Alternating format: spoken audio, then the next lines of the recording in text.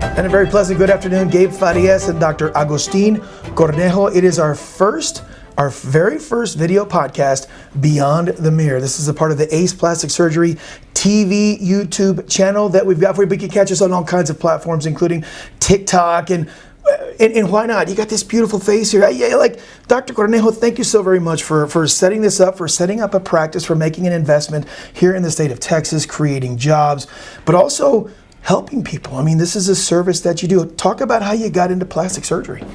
Thank you, Gabe. And yes, like Gabe said, we're so excited to start our podcast channels. And so we're going to make it very informative, and we're going to talk about so many different topics that people are very interested. Sure. And like Gabe said, I'm Dr. Cornejo. I'm a board certified plastic surgeon. I've been in practice for 9 years here in San Antonio, Texas. And this is we just opened my solo practice, so this is a great move in my professional career, and I feel so excited, so blessed, and I think a lot of things happen that actually helped me make this decision and this transition into open my own practice. Sure. And one of the things is that I do love helping people, and now that I'm in control of my practice, then I can make sure that we offer a high quality service to all of our patients or our clients, and most importantly, they will get to know us because we're going to be on different platforms, and so we're very, very excited, and I want to thank you for setting this up. I think this is great, and I'm all about education and getting out there. I think there's so many things we can talk about, and so thank you. So my first question, and this is a hard-hitting question, what can you do with this? Because I'm joking. We'll get to that. We'll get to this later. But one of the things, and I don't mean to besmirch any other plastic surgeon. They're all, they do what they do for a reason. But one of the things that strikes me about you is the phrase patient care. And a lot of guys will do it, and women will do it for volume. You really care about your patients. Talk about the importance of patient care in this practice. Well, I mean, it's a plastic surgery practice. We do elective cosmetic surgery mainly. We also do reconstructive surgery. I'm also a reconstructive surgeon.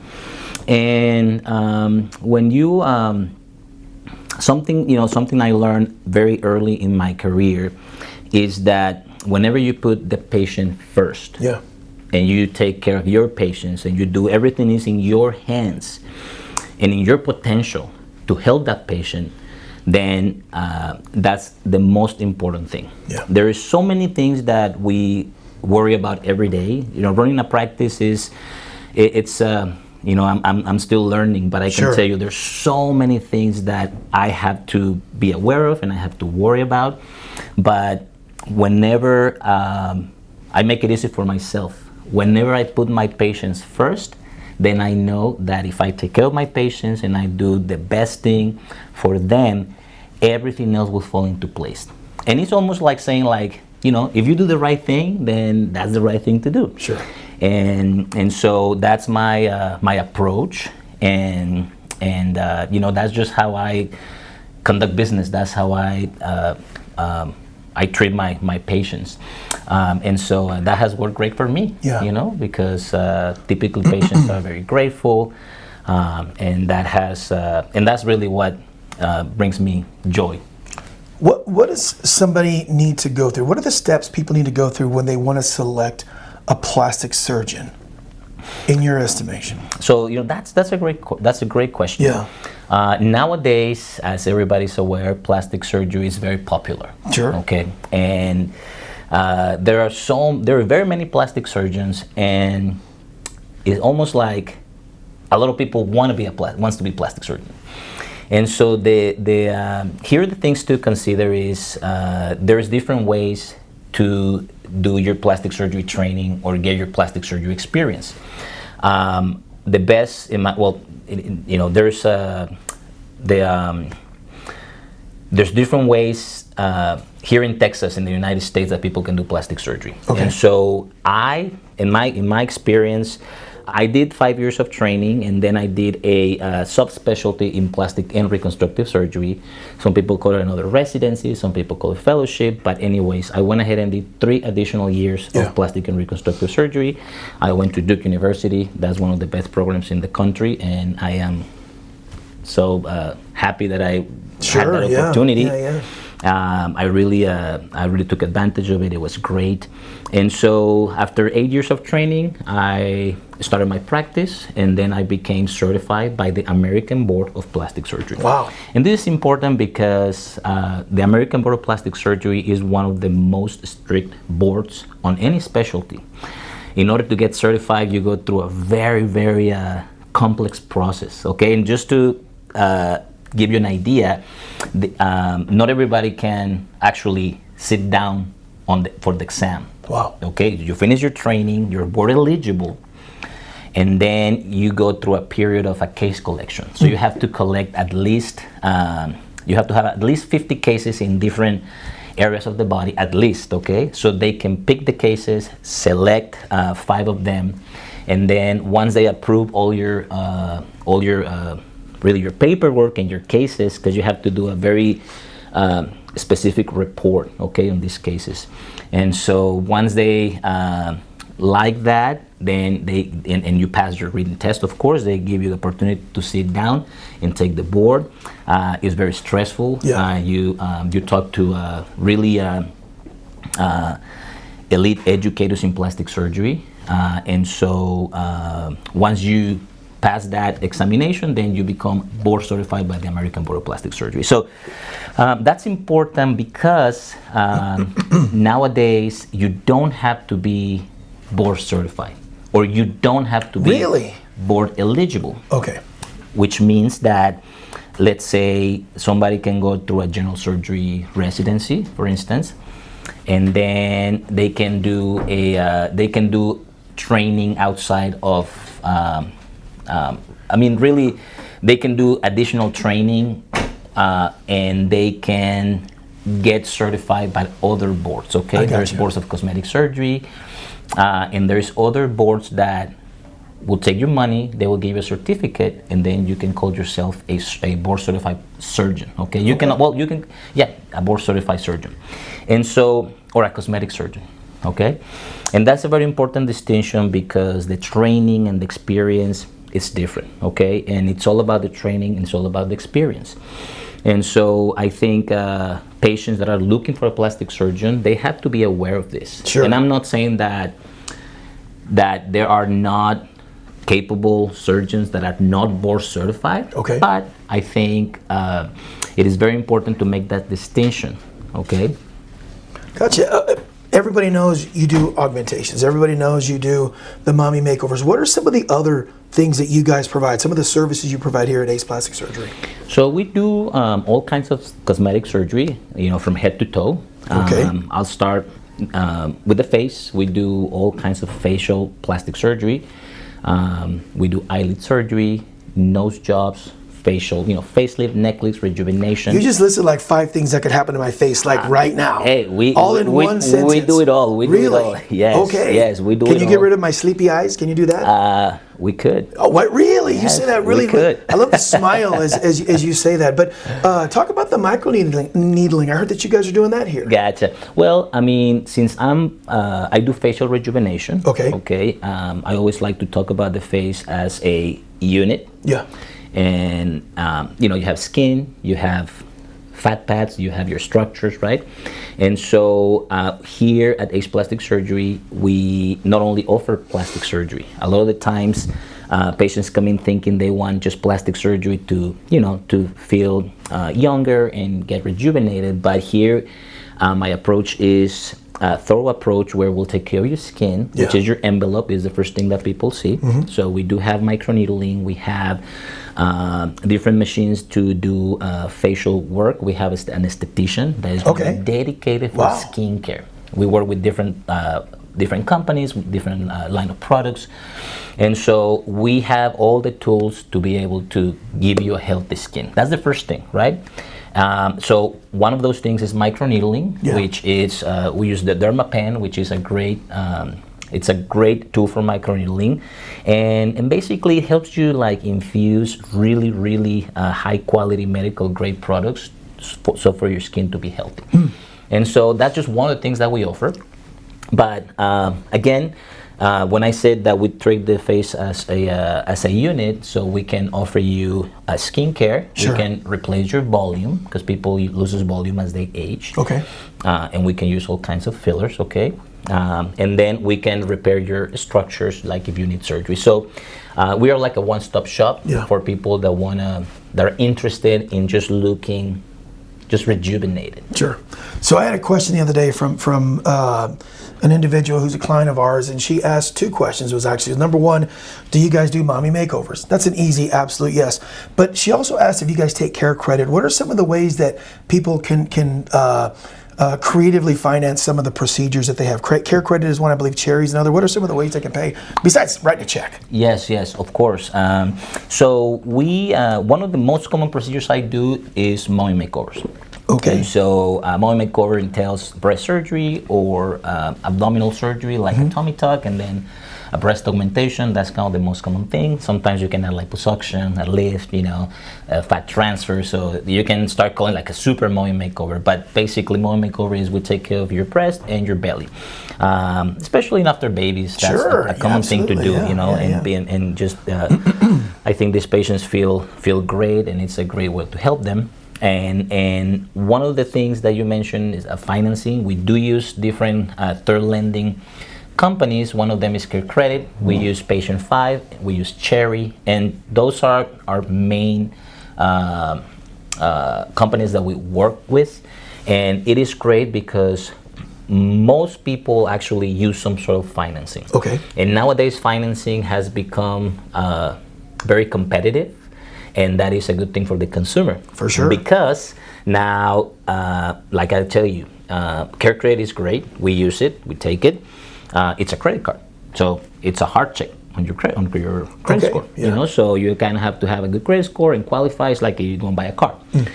And so it is great. It's a deferred interest plan. So if you pay it within 2 years, they don't charge you interest. Wow. But you kind of want to pay it within 2 years. Otherwise, you're going to get a hefty bill, right? Yeah. So, and for instance, that's a little different to Cherry. Yeah. Cherry is another company that we use, and actually is right now our number one. Okay. And the thing is that to qualify for Cherry, 80% of the patients qualify for Cherry. Really? Yeah, and it's not a hard check or a soft check on your credit score. They look at credit worthiness. And basically the way that they explain it to me, because I'm not into finance, I was listening like, it was like, what is that? Like, how you lend money if you don't even know their credit score? But there is so many ways that now these companies can look at, and they say, well, as long as you don't buy a house and a car and then go to your plastic surgeon, then you're probably gonna qualify, And so they give you up to a year, 2 years with no interest. And so nowadays we talk about this as payment plans. It's not even like it's just like we'll offer you a surgery, we'll set you up with payment plans, and you can pay your surgery in 2 years. Really? Okay, so think about when you go to buy a car, right? So you're going to buy a car, and you really don't talk about the price of the car. You talk about the monthly payments that you're going to have, and that's how you know whether or not you can move on or not. And so nowadays that's common practice. We're doing it, but everybody's doing it. Yeah. So that's a great tool. We love all our lending companies. So we're going to talk about throughout the body of this podcast, beyond the mirror. We're going to talk about a whole bunch of different topics. But what I want to touch on right now, that we probably will dedicate an entire podcast to down the road. One of the companies I work for is Texas Sports Productions. A bunch of guys, a bunch of broadcasters, and I've already had two of them ask me specifically, does he work on men too? So that sounds like a silly question, and it's not coming from me. Well, you do work on men, right? You don't need anything. Okay, you don't need that's anything. right. You're perfect. Yeah, no, I'm not at all. But a misconception is that you only work on women. That's not the case. That's correct. Yeah. The majority of patients that get plastic surgery are females. Okay. But I think I have maybe like a 15% Wow. 20% of my patients are males. Okay. And it's a thing, you know. I mean, guys also want to feel better about themselves. Like everybody wants to feel better about themselves. Sure, Okay, that's absolutely. something that I've learned, and ultimately, when people come to me, I just kind of, you know, I feel like, okay, they need my help. Yeah. And if I can help them, I'll help them, because even minor things come a long way. In guys, what I typically do, I do facial rejuvenation. Okay, that's actually a common thing. You know, when you're I'm in my 40s, and you already start noticing certain things. You know. Yeah, my face is worn down because of my 2 teenage kids, so I need as much facial rejuvenation as you could give me. Well, believe me or not, I mean, I could take care. I mean, I could get you looking 10 years younger. Really? Yeah. No, I'm serious. So you're gonna I'm make me serious. look 26? I mean, yeah. Yeah. But no, okay, I mean, yes, I'm serious. Like, you know, I appreciate that. with all the tools that I have, I mean, but you know, that's everybody's different, right? Sure, But facial for sure. rejuvenation is a thing in guys, and also, you know, gynecomastia surgery also. Okay.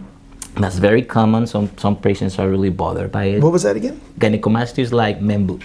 Oh, yeah. You know, in late term, it's like, just Yeah, your breasts are alright. a little too big. You know, you put your shirt, and like, you know, you don't like to, you know, show. So that's a common procedure we perform, and it is great. Okay. And also liposuction, and you know, you don't have to be, you know, liposuction. You can do liposuction in everybody. But we also do high definition liposuction, like guys that are fit, that go to the gym, that want to show a little more of their six pack. Sure. And those are common procedures on guys, right? Another thing is weight loss. Okay. Nowadays, with the use of GLP-1s, people are losing a lot of weight really soon. Yep. And now we are seeing the consequence of losing weight. The loose And skin. the good thing is that we can help them with that as well. Okay, you know, we do all kinds of body control. Yeah. So yes, I mean, absolutely, guys need surgery sometimes, and not just the weight loss medications. They have weight loss surgery. 6 months later, they lose 100 pounds. That skin's got to go somewhere. Absolutely. And they come to see folks like you to help, you know, fix their loose skin that's just kind of flapping away, I guess. That's a terrible way of saying that, isn't it? But I mean, yeah, it can cause a little trouble sometimes. Okay. You know, I mean, I used to take insurance, and I would do these cases through insurance, and you do help them. You know, sometimes a lot of the times it's not only a cosmetic thing. You know, a lot of times it's a functional thing, and I'm not going to dive into it, but again, it is that's one of the most common indications for plastic surgery in guys. And if anybody's interested in that, of course, I mean, we're not happy to help them. 13 minutes. That's the length it took. I was wondering how long I was gonna not feel uncomfortable, but kind of blush a little. And it was the whole man boobs thing of all things. That what was the name of the medical term of it? Gynecomastia. Yeah, and I'm like, guy, I thought you were telling me a Spanish word, man. I didn't even know what that was. And then when you said man boobs, he just kind of looked at me and squinted. I'm like, okay, maybe I'll get a gynecomastiology. What is the procedure for that? It's gynecomastia surgery. Okay, well there you go. Yeah, I mean that's the medical term. That's the medical term. Yes, all right. yes. There you go. Well, Dr. Cornejo, we're going to be having plenty of these conversations. We've got the website and the phone number here on the screen right now, so check it out. Give them a call. Visit the website. Ace Plastic Surgery. Dr. Cornejo, thank you so very much. Any parting words? I mean, this is an exciting time for you, your family, and for everybody that's involved here. Well, thank you, Gabe. I think this is the beginning of a journey. For sure. And I just want to say that I'm very grateful that I was able to create this. I'm very grateful of the team that I put together. And again, I can talk about all day about it. Yeah. Okay, but my team, we're almost like family. We've been open for 2 weeks, right? Yeah. But we all known each other for 8 years. Sure. Okay, Sure. So I'm very grateful that we have a great team, and I'm also very grateful that I'm able to educate the clients, the patients, the people in San Antonio, anybody who hears this podcast. Sure. And so I think it's a great way to provide very useful information. And at the end of the day, if anybody's thinking of plastic surgery, I always tell them, just do your research, I mean, do your due diligence. Yeah. And so and one quick question, and this, you bring up a great point. What does it cost to come in and get a consultation if they want to come in? Is there a fee for that, or I mean, what how would they go about doing that besides just calling and setting up an appointment? So we do have a $100 consultation fee. Okay. And it's it's just we want to make sure there's a little bit of a commitment, right? Oh, for sure. I mean, they 100%. can, yeah. And so, but that's really, in the grander scheme of things, that's a very small fee for and a actually, visit. if you get any type of surgery or any type of treatments with us, that be skincare, microneedling, diamond glow facials, peels, fillers, because we have a nurse injector. Yeah. All those $100 go towards whatever fee you good. have to pay. So so we're just making it right now very easy for patients to come in, to meet us, to talk to me, and so yeah. So I've been doing podcasting, I've been doing broadcasting for 3 decades now. This will be one of the most interesting, fun projects I will ever work on. So thank you for the opportunity to talk about this. I've been talking about high school football and sports and college sports forever. Now I get to talk about what is it called again? Gynecomastia. Yeah, I get to talk about those wonderful services that are offered here at Ace Plastic Surgery. Again, we got the phone number here. Check out give us a call here. Visit the website, Dr. Cornejo. Thank you, Silver. The first of many conversations we're going to have. Absolutely, Gabe. Thank you so much, guys. And don't forget to follow us on our social media platforms, okay? Ace Plastic Surgery TX, TikTok, Instagram, Facebook, and now YouTube. That's it. All right, for Dr. Cornejo, I'm Gabe Farias. This is wrapping the inaugural edition of Beyond the Mirror as a part of the Ace Plastic Surgery TV YouTube channel podcast, folks. Stay beautiful. Thank you.